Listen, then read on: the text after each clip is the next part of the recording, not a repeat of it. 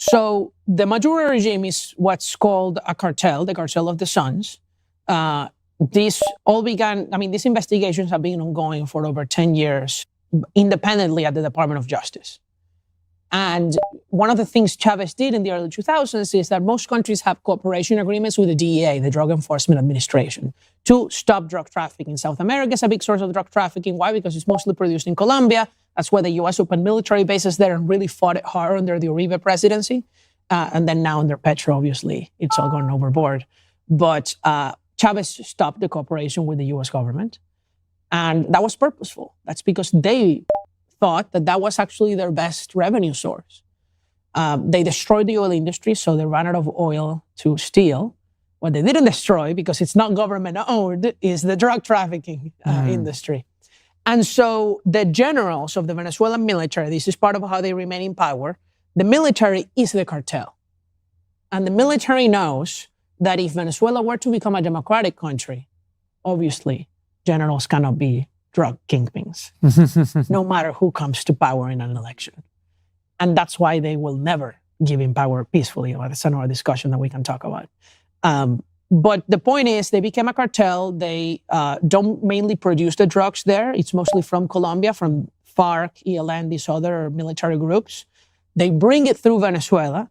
And because Venezuela is a narco state, the government itself endorses this. They use government planes to transport drugs. They use all the state infrastructure to do it. Nicolás Maduro's nephews were captured by the DEA in Haiti with kilos of cocaine. They were brought here, they went to trial, they were declared guilty, and then Biden pardoned them and sent them back. What? Oh yeah, this happened a few years ago under Biden. It was all part of an exchange for American prisoners. And he released the nephews of the dictator. This is how high up it is. How close do you want to get? It's his own family. So that is why they do it, because it's a big source of revenue. It's a way to create a clientele of people in power that have the weapons to remain in power. And how much cocaine, do we know how much cocaine is being trafficked from Venezuela to the United States? So my understanding is that it's about 20% of the cocaine that gets to the United States comes from Venezuela. It's not a majority, but it's a huge portion. And but I don't know how credible it is, the amounts. But it really comes from Colombia. That's where it's produced, and then Venezuela helps with the transportation. Part of it also goes to Europe. It's not all to the United States. Goes through the islands of the Caribbean, sometimes on flights, sometimes on boats, like the boats we've seen they've stricken in the Caribbean, and then ultimately also through Mexico, right? Well, these boats that have been destroyed by U.S. strikes, are they narco boats? What do we know about them? I am certain that they are. So one of the things is, right now there's a very lively discussion in the United States over whether this is legal, whether this is good, whether these people need to be brought to trial.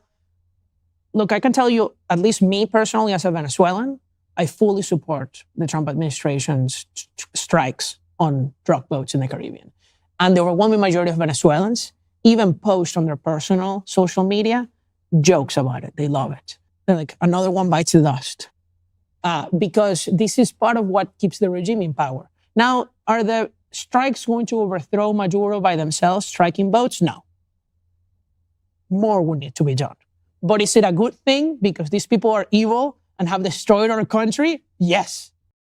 Well, there was something strange I found because, look, this episode might go out a fair while after the events that we're discussing. And by this point, it might all be legal or illegal or, whatever. Right. But I just thought it was quite weird the way the media covered it, because they were like, well, one of the people who was hit, was a fisherman. And you're going, well, drug cartels will use fishermen to drive boats. No, wait. That person, who was, by the way, Colombian, that fisherman, was a convicted armed trafficker in Colombia. Right. Are you telling me that he reformed himself, went to a drug trafficking route to fish? Right. That sounds fishy. Well, that sounds fishy. But even if that isn't the case, just because there was one fisherman on a boat doesn't mean it's not a narco boat. Drug cartels probably don't have boat training camps. They just get a guy who has a boat or who knows how to. Do you know what I mean? It's kind of silly. Now, you might say, well, Daniel, but is death really the solution, right? I'm going to tell you why this is the appropriate strategy. It is the appropriate strategy because the drug trafficking in Latin America, and especially in Venezuela and Colombia, it is tied to terrorism. how do you think FARC and ELN, the terrorist designated groups by the United States, not even talking about the cartel of the Suns yet? Sorry, Daniel, there's a lot of people who won't know what FARC is and won't know what ELN is. So let's just give us a bit of background and then come back to the point. Yeah, the FARC and ELN are Colombian militias that occupy large portions of Colombia, do bomb attacks, kidnap people. They have kidnapped even presidential candidates in Colombia, and they extort businesses in the region. And they're funded through drug trafficking. How do you think Hezbollah even gets funding too? Hezbollah also receives money from drug trafficking. The terrorist groups have found out that the most profitable way to make money is drug trafficking and another criminal activity. It's like the mob did the alcohol and the prostitution and all these things together. It's the same thing that terrorists do. So when you strike the drug trafficking, you strike the funding source of terrorism.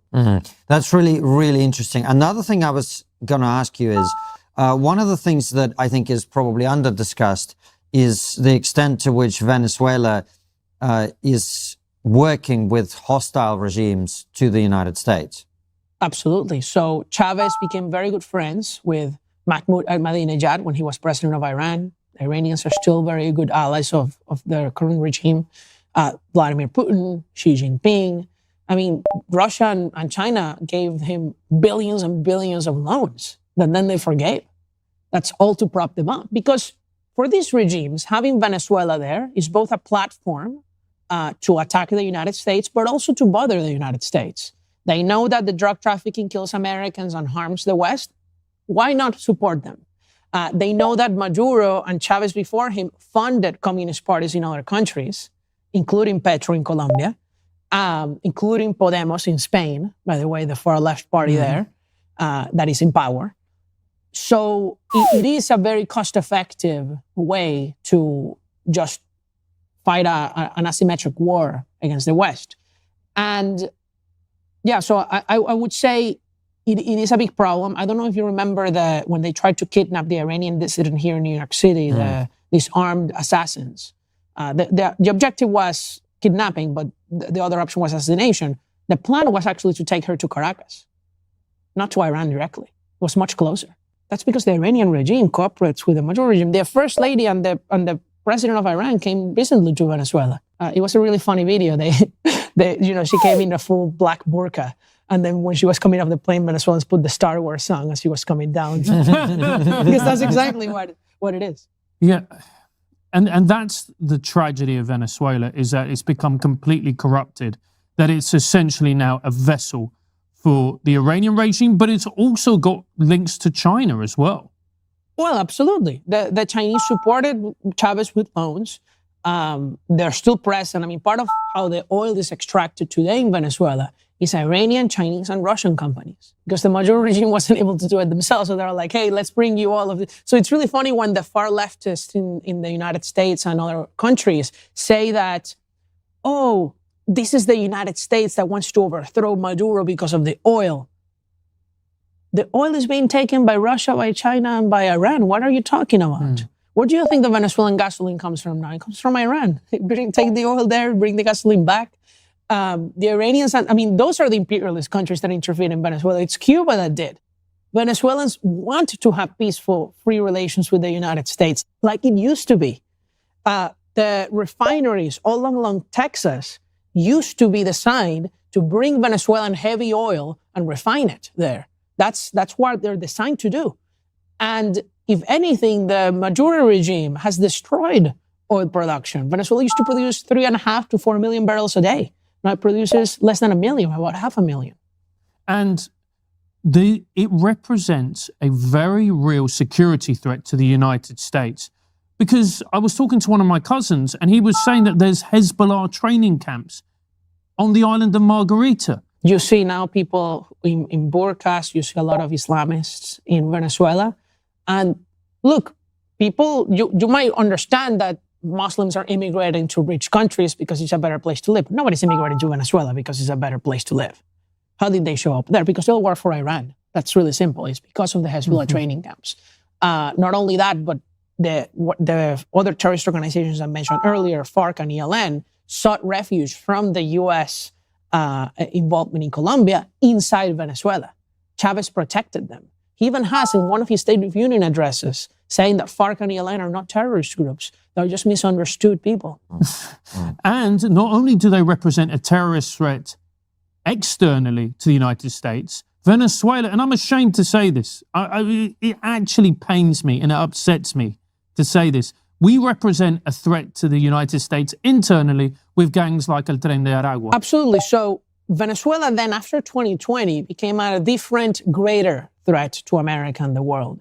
Because now not only was it the drugs, which also increased, but it's also the migration of hundreds of thousands of people, well, millions all over the world, of course, and among them, really dangerous gang members that you really didn't need to be a genius to identify them. So one of the examples is this woman who crossed the southern border under Biden. She was not sneaking in. She was let in by Border Patrol. She was checked. You just had to see her picture to know that she shouldn't have been allowed, okay? Facial tattoos everywhere.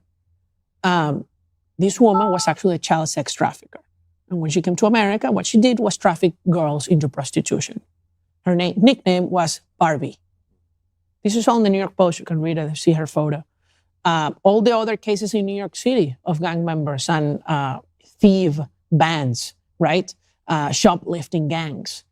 And that is little. They took over an apartment complex in Aurora, Colorado. I mean, they have done so much havoc. And they have even attempted to assassinate Venezuelan dissidents in other countries.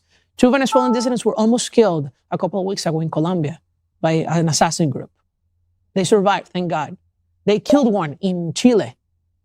Their goal is it's not that most Venezuelans or even a large, or even a small or significant number are all criminals or whatever coming into the US, but that the Venezuelan regime uses the natural migration flow of people who flee them to infiltrate criminals and gang members. Well, this is what I was going to ask you, because there was one thing that we didn't have in the Soviet Union because it was an authoritarian and maybe even totalitarian regime.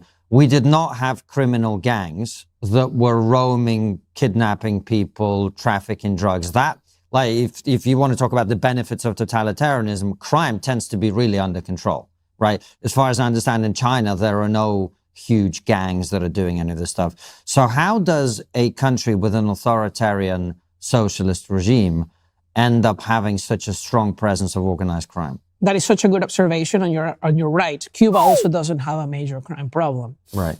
Venezuela is unique among the socialist nations in that it allowed crime to fester.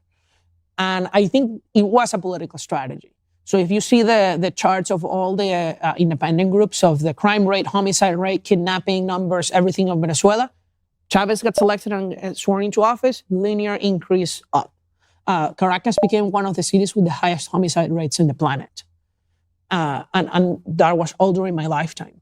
It became so dangerous that when I went to parties as a teenager in friends' homes, we would stay overnight because we didn't want to be picked up or leave in the dark. My own family in the early 2000s were kidnapped in the beach at home. They stole everything. They took our cars, they took our belongings. So this became commonplace. I have friends who, some of them got robbed 2 times a day. Like it became a joke at this point. It's like, really? And like when they come, like they already stole my phone. I can't give it to you. You know? So we became used to the crime. That was one of the greatest quality of life improvements for me coming to America, was being at peace in the street, not thinking that a man in a motorcycle was going to come next to me in the sidewalk and then point a gun at me and say, give me everything you have, and then kill me perhaps. Yeah, we know how you feel coming from London. I guess what I'm asking is the crime and these gangs that we're seeing, particularly the ones that are infiltrating the United States, is that simply a failure of the Venezuelan regime to assert its authority, or is there something more nefarious going on? I think it's more nefarious. I think that the other authoritarian regimes chose to just quash crime, and Maduro and Chávez chose not to. Inside Venezuela, the purpose of the gangs was to repress protests. They used these armed groups so that when there were large protests, they would send them. It's called colectivos, collectives. And they would come in motorcycles, dressed in red, and then they would shoot some people, kidnap others, torture them, and diffuse the protest that way. And then say, oh, that wasn't the police. It was them with Russian weapons, by the way. I mean, how else do you get weapons in a country where weapons are illegal, right?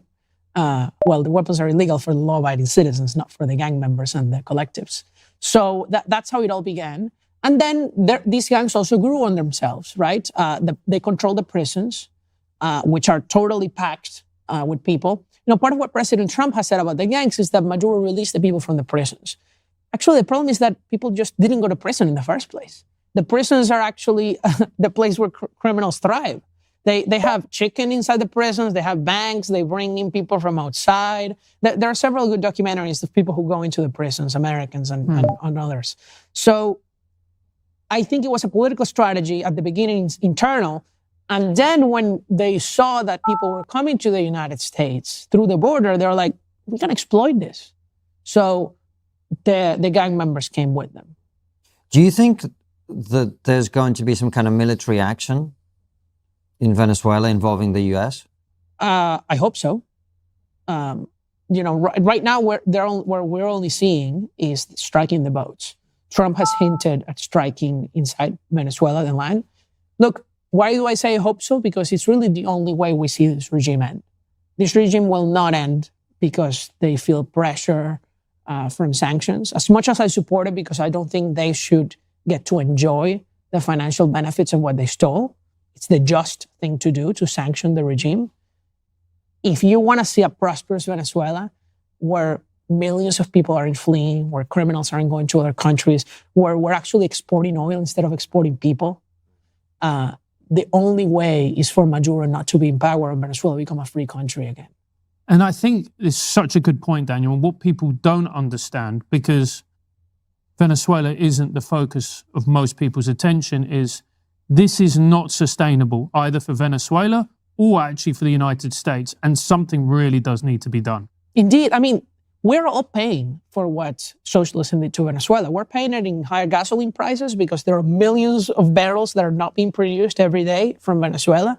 We're all paying it in crime. I mean, how many people have been killed by gang members from Venezuela in the U.S.?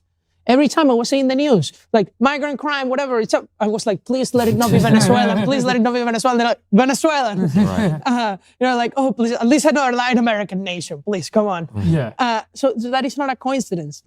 And so we're paying the price, and we would all benefit so much if Venezuela became free, not just Venezuelans. So many people would go back to Venezuela, millions of people.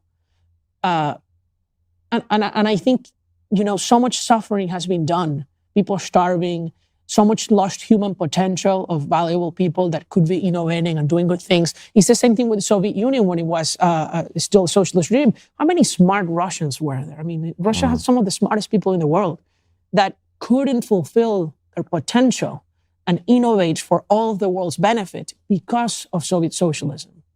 And a lot of them are here now and in Israel. Very true. Very, very true. But still, it was a loss of human potential. Of course. Massive. Same in China. Same in so many authoritarian countries. And I think President Trump has the opportunity not only to get a huge win on foreign policy, but to do the greatest foreign policy achievement of the U.S. perhaps in many decades. Well, here's a question, Daniel. And look, I think what you're saying, I totally get, particularly from your perspective.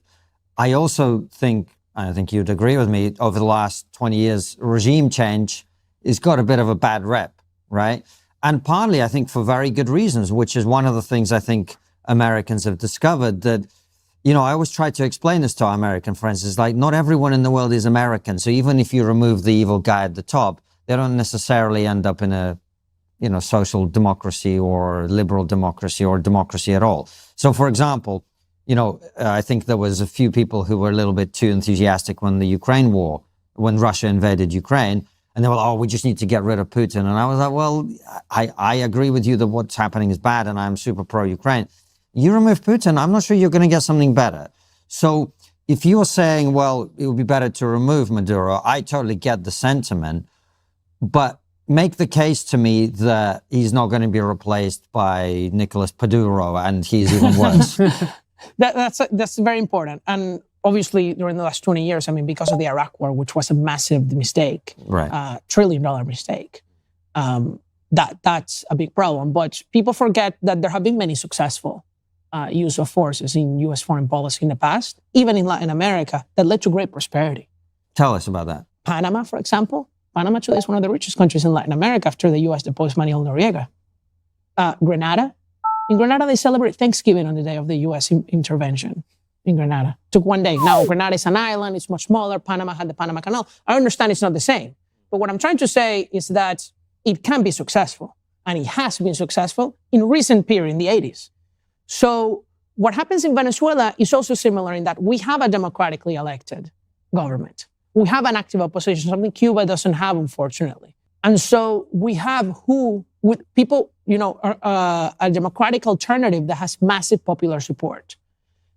And we have a regime that totally depends on drug trafficking. We don't have a country with ethnic or religious division, right? We're not going to have an Iraq Shiite versus Muslim war. We're not going to have, these ethnic genocides, right, that happen in Africa. It's a very different situation.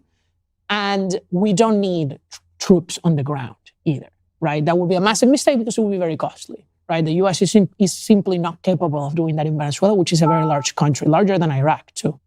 So what President Trump could do is actually strike at the military facilities of the regime and even strike at some of the major regime members, such that Maduro gets the message, I need to leave because my life is at risk. And where would he live? The same fate that Bashar al-Assad had. He will go to Russia, probably. I don't think he wants to go to Cuba. It's too poor. So, and China, he probably doesn't want to be in Asia, so he'll probably end up in Russia.